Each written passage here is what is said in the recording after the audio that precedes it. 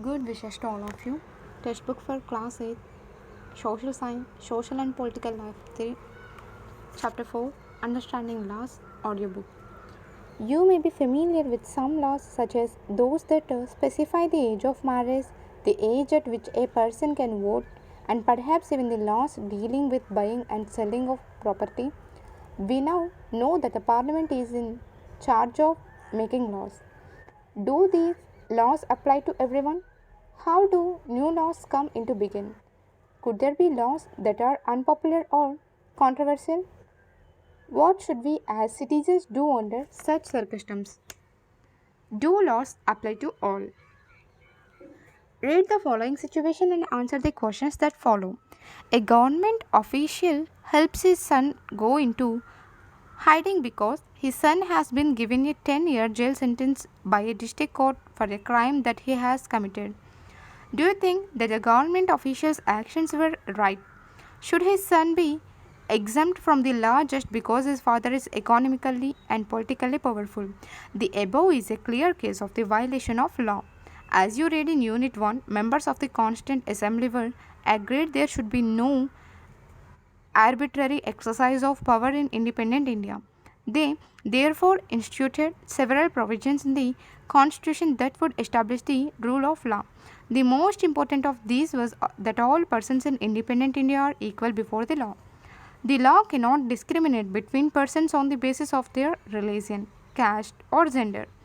What the rule of law means is that all laws apply equally to all citizens of the country, and no one can be above the law.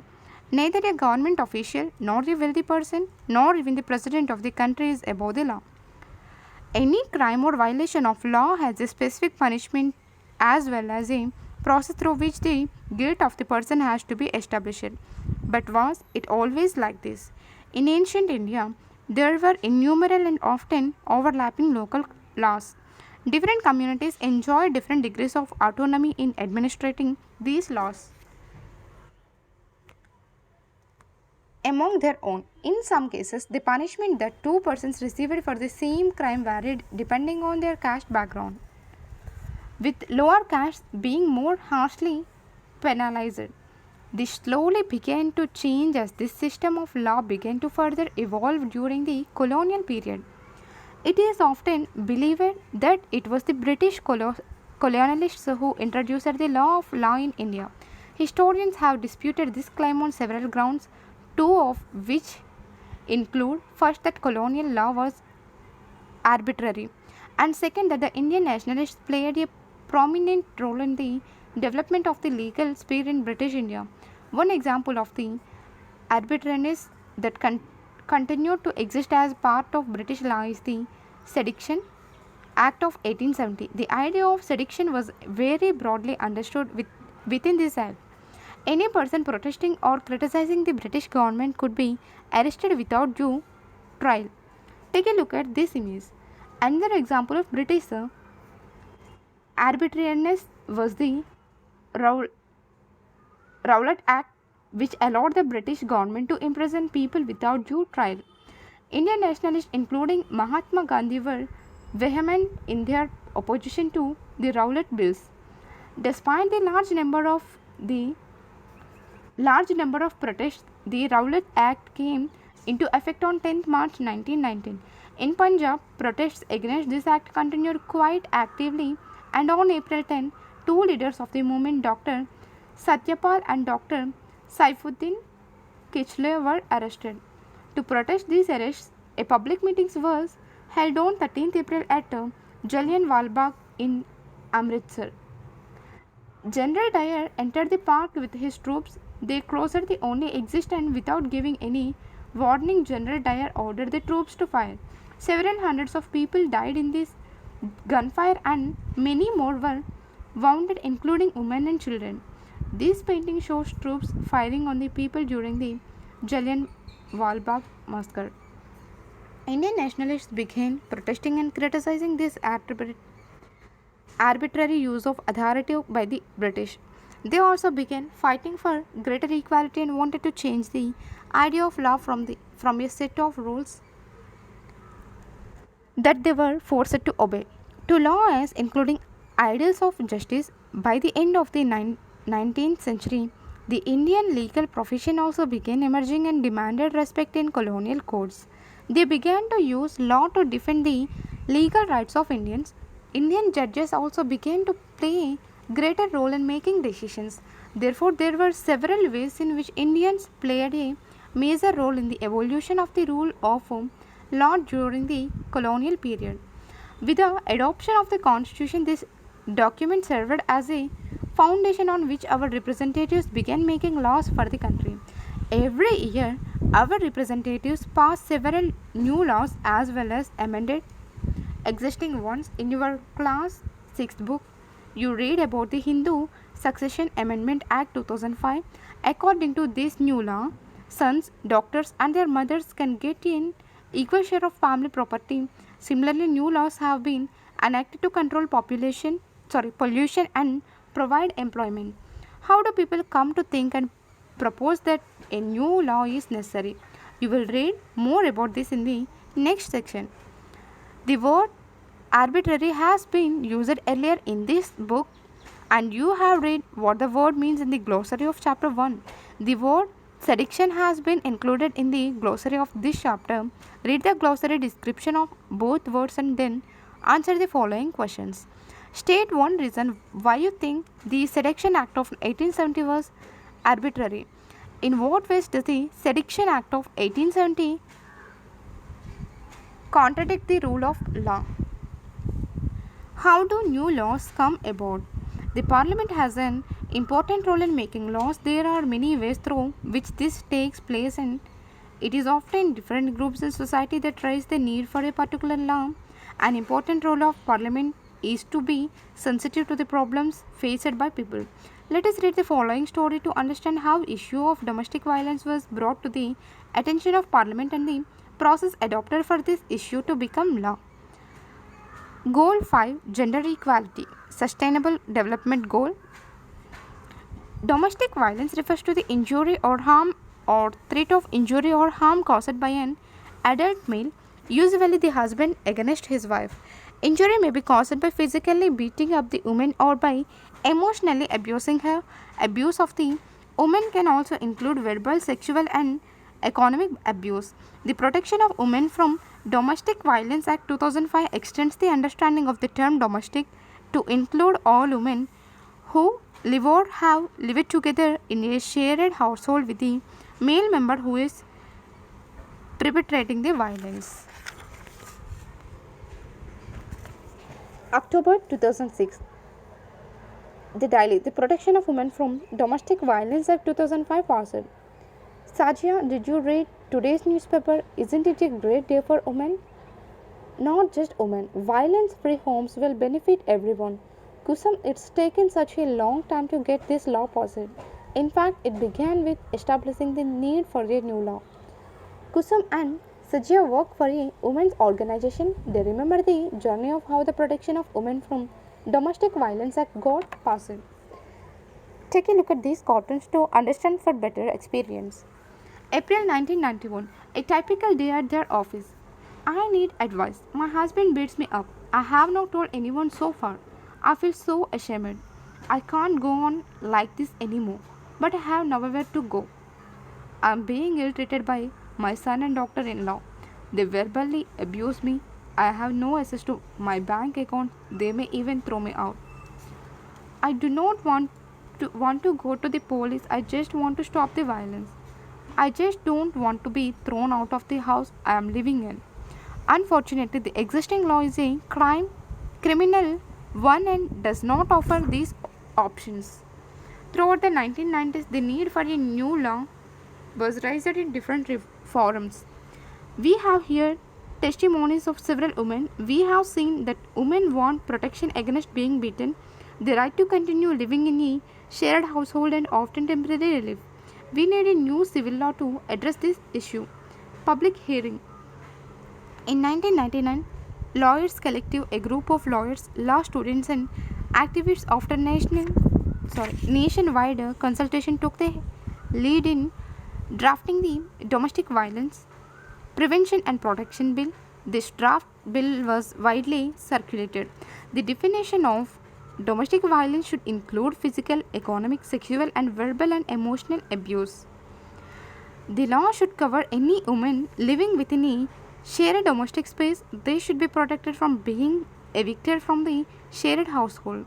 What about some monetary relief? Meetings were held with different organizations. The women's movement wanted a new law on domestic violence. The government should introduce it in parliament soon. Finally, the bill was introduced in parliament in 2002, but this bill has none of what we have been suggesting. We must oppose the bill in its present form. Let's have a press conference. We could also start an online petition. Several women's organizations, National Commission for Women made submissions to the Parliamentary Standing Committee. Esteemed members of the Parliamentary Standing Committee, the present bill must be changed. We do not agree with the definition of domestic violence being proposed. The law needs to provide for temporary custody of children. At a press conference in October 2006, what is this new law? This law is the first in recognizing a woman's right to a violence-free home and provides a comprehensive definition of domestic violence. This is a civil law aimed at providing relief to millions of women, including wives, mothers, doctors, and sisters affected by violence in their homes. In December 2002, the Standing Committee submitted its recommendation to the Rajya Sabha, and these were also tabled in the Lok Sabha.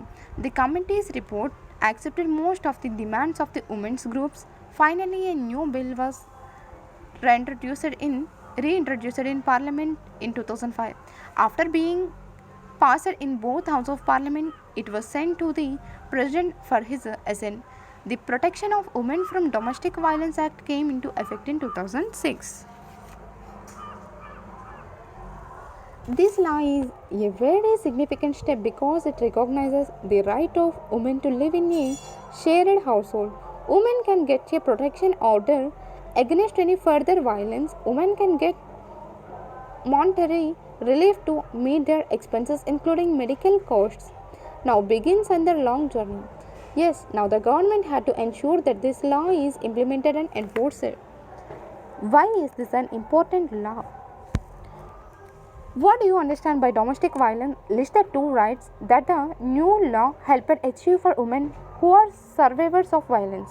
Can you list one process that was used to make more people aware of the need for this law? From the above storyboard, can you list two different ways in which people lobbied Parliament? In the following poster, what do you understand by the phrase equal relationships are violence free? Equal relationships are violence free. Often women who face violence or are abused are seen as victims, but women struggle in several different ways to survive these situations. Therefore, it is more accurate to refer to them as survivors rather than as victims. As the above example shows, the role of citizens is crucial in helping Parliament frame different concerns that people might have into laws. From establishing the need for a new law to its being passed at every stage of the process, the voice of the citizen is a crucial element. This voice can be heard through TV reports, newspapers, editorials, radio broadcasts, local meetings, all of which help in making the work that Parliament does more accessible and transparent to the people. As you read in the earlier section on the rule of law, Indian nationalists protested and criticized arbitrary and repressive laws being enforced by the British. History provides us with several examples of people and communities who have struggled to end unjust laws. In your Class 7 book, you read of how Rosa Parks, an African American woman, refused to give up her seat on a bus to a white man on 1st December 1955. She was protesting the law on segregation that divided up all public spaces, including the streets, between the whites and the African Americans. Her refusal was a key event that marked the start of the civil rights movement, which led to the Civil Rights Act in 1964, which prohibited discrimination on the basis of race, religion, or national origin in the USA. Unpopular and controversial laws. Let us now look at the situation where the Parliament passes laws that turn out to be very unpopular. Sometimes a law can be continuously valid and hence legal, but it can continue to be unpopular and unacceptable to people because they feel that the intention behind it is unfair and harmful. Hence, people might criticize this law, hold public meetings, write about it in newspapers, report to TV news channels, etc.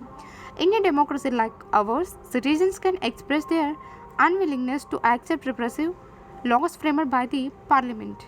When a large number of people begin to feel that a wrong law has been passed, then there is pressure on the parliament to change this. For example, various municipal laws on the use of space within municipal limits often make hawking and street vending illegal. No one will dispute the necessity for some rules to keep the public space open so that people can walk on the pavements easily.